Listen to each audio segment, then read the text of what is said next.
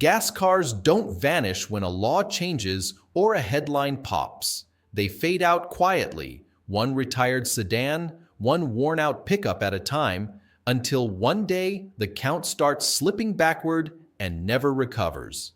That moment is closer than most people think.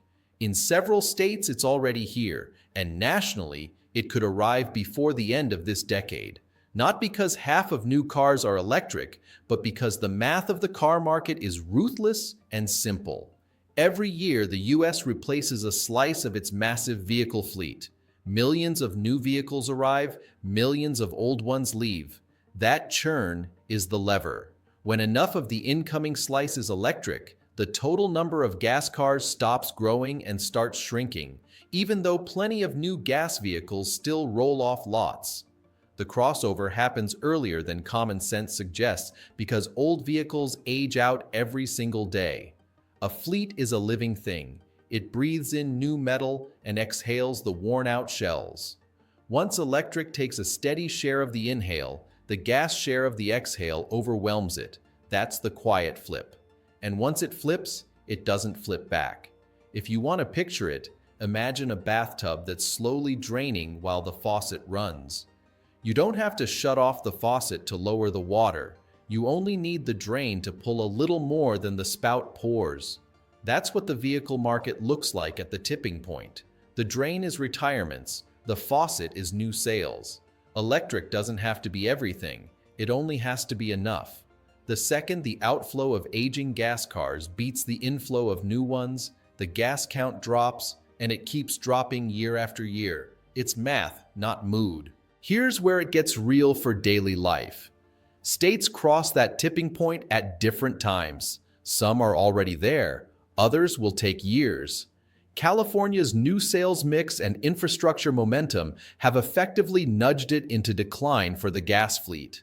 From here, the number of gasoline cars on its roads will fall each year, even if you still see plenty of them at school pickup or the job site. Colorado and Washington are right on the edge. Plenty of states in the middle will follow through the early 2030s. The map doesn't flip in unison. It ripples. That's why the experience feels local first. Your neighborhood shows the future long before the national averages do. What changes first isn't your car, it's your errands. You'll notice certain gas stations look a little quieter than they used to. Another one across town may be fine, but the one that relied on a steady stream of commuters starts feeling stranded as more people plug in at home and never stop for fuel.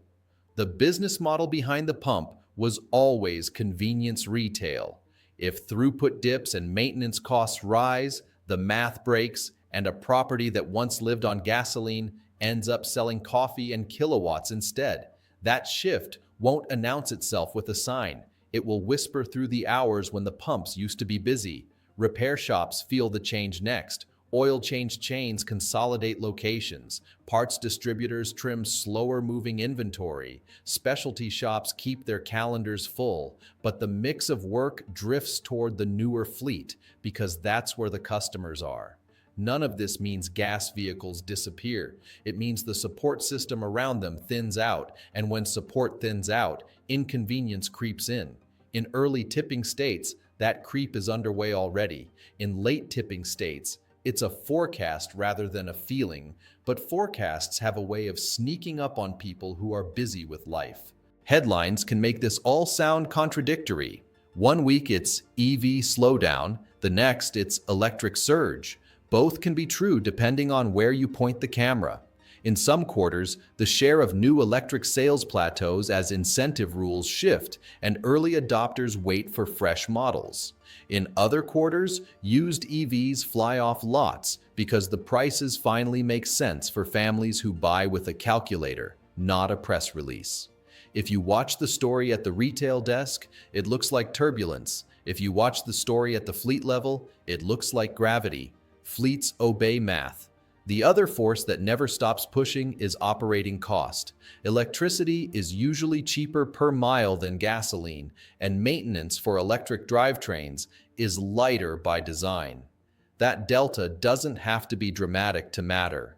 Over years, small differences compound into life decisions. A commuter who charges at night sees the savings stack up.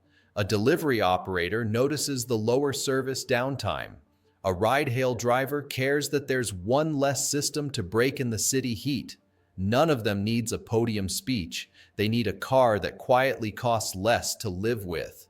This is where the used market becomes the great equalizer. The first wave of electric cars landed in luxury brackets because that's how new technology sneaks in.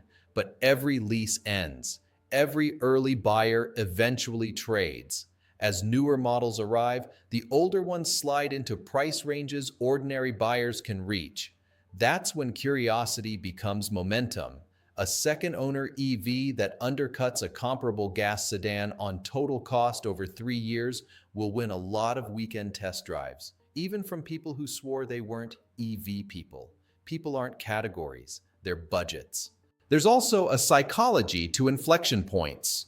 When a parking lot that used to have one lonely charging bay now has a row of them, and they're actually occupied, social proof does more than any ad. When someone's neighbor plugs in at night and never mentions range again, that's persuasion without a single statistic. The first time a friend mentions that the brake pads still look new after 90,000 miles, it lands. The first time a coworker says the garage replaced the air filter and coolant and it cost more than they remembered, that lands too. The debate online is loud. The decisions at kitchen tables are quiet. Then there's policy. Policies can nudge, complicate, or delay. They can change stickers on windows and timelines for factory retooling. They can slow the climb for a season. What they can't do is rewrite the math of churn, operating costs, and consumer learning. That's why the shape of the adoption curve looks similar around the world, even when the policies differ. The line wiggles through news cycles. Then it resumes its arc. The only real question for any place is where on the arc it stands today, and how far the local factors push it each year.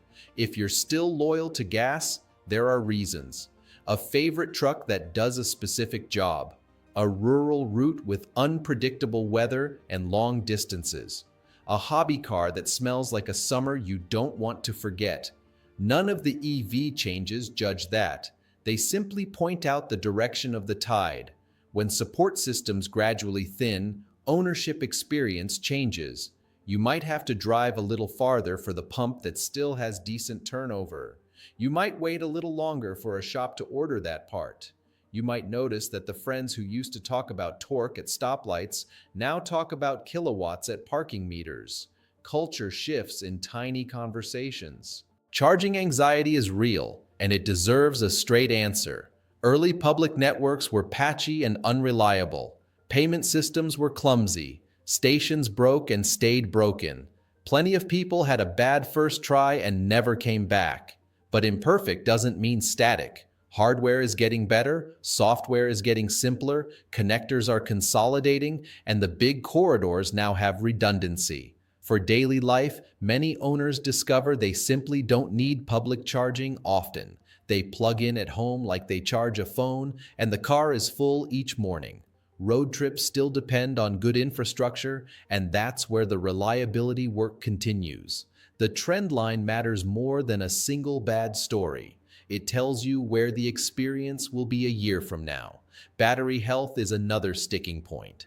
People hear one horror story and assume it's standard.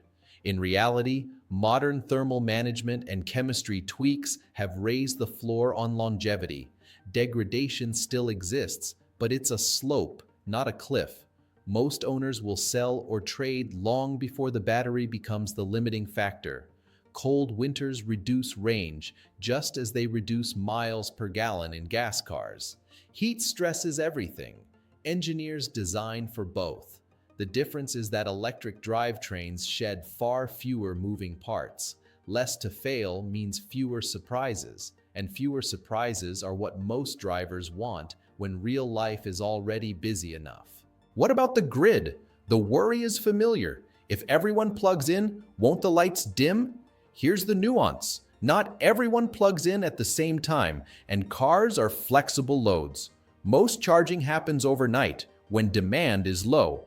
Utilities like predictable, shiftable demand because it smooths peaks and fills valleys. Smart chargers and time-of-use pricing nudge behavior in the right direction without anyone thinking about it. Are there neighborhoods that need upgrades? Yes. Are there substations that need capacity? Also yes. But grids are upgraded constantly for many reasons. New housing, new industry, even a big box store opening on a once quiet stretch. EVs aren't the first challenge the grid has faced, and they won't be the last. The question isn't, can the grid handle it? It's, will we keep improving the grid as we always have? The answer, demonstrated over decades, is that we do. Dealerships feel this transition in their bones. A business model built on service revenue looks different when the vehicles need less service. The best dealers evolve. More software-grade customer care, more education, clearer charging explanations, cleaner delivery checklists. The worst dig in, mock what's coming, and then wonder why foot traffic drifts elsewhere. Buyers notice the difference. Anyone who's been treated like a problem because they asked about charging will shop somewhere else next time. Anyone who got a simple, confident walkthrough will send a cousin when it's their turn to buy.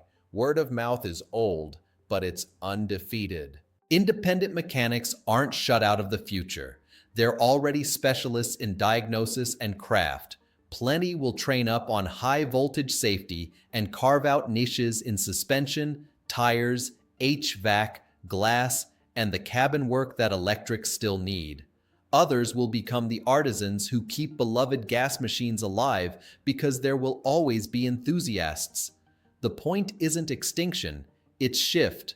The work moves to where the fleet is, and the fleet is marching electric even when the pace varies. Big fleets move markets faster than individuals because they buy in batches and watch spreadsheets, not billboards. Delivery vans flip when downtime gets too expensive. City buses flip when fuel contracts favor quiet nights at the depot over diesel refills at dawn.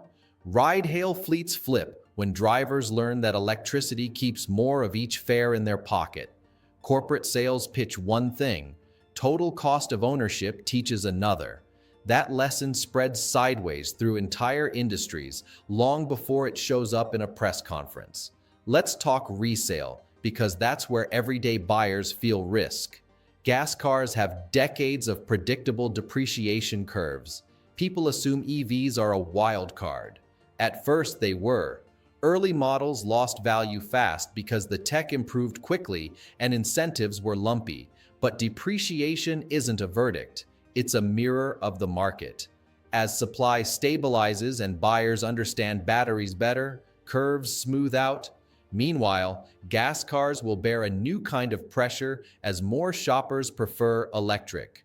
A softening floor on the used gas side plus a stabilizing curve on the used electric side equals a crossover that surprises people who haven't watched the data in a while. If you plan to drive a gas car for a very long time, none of this matters much. If you plan to sell in a few years, it matters a lot. Rural drivers get asked to carry too much of this debate. Long distances are real. Sparse charging is real. Weather is real. Solutions also exist. Home charging benefits rural life even more because there are fewer stations to begin with. The truck and SUV segments are finally filling with electric options that can tow on weekends and commute during the week. No single model will solve every use case, and that's fine. The point is direction. 5 years from now, today's blind spots look smaller because the product mix gets better and the infrastructure fills in where people actually live. Now zoom out. Technology adoption rarely looks linear. It stalls, then leaps. It looks boring, then overnight it's the default. Film, streaming, smartphones, contactless payments, it's the same rhythm.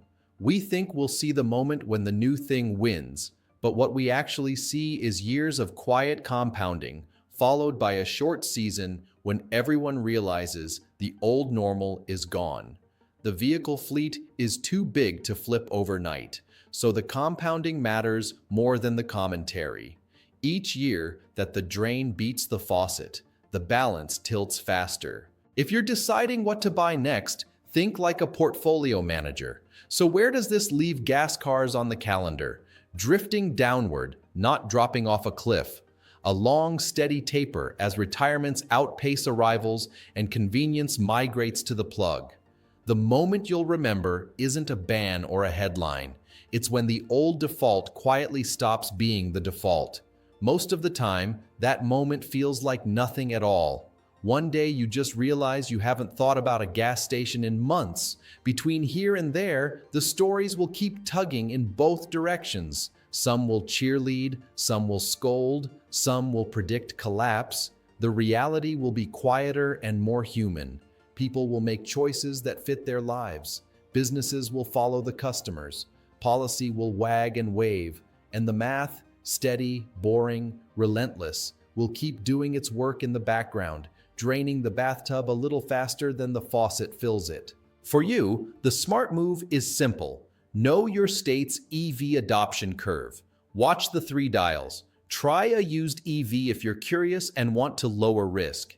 Keep a shorter ownership window on a new gas car if you live in an early tipping place and care about resale. Don't let anyone sell you certainty. Ask them for a time horizon instead. Technology doesn't demand a personality change. It asks for a plan. When we look back, this moment won't read as the end of anything. It will read as the season when the future stopped needing an argument. You don't need to believe in it. You only need to notice it. The rest unfolds the way compounding always does. Slowly, then all at once, and finally so normal that it's hard to remember the time before it. Myths linger the longest at the pump because they travel by anecdote.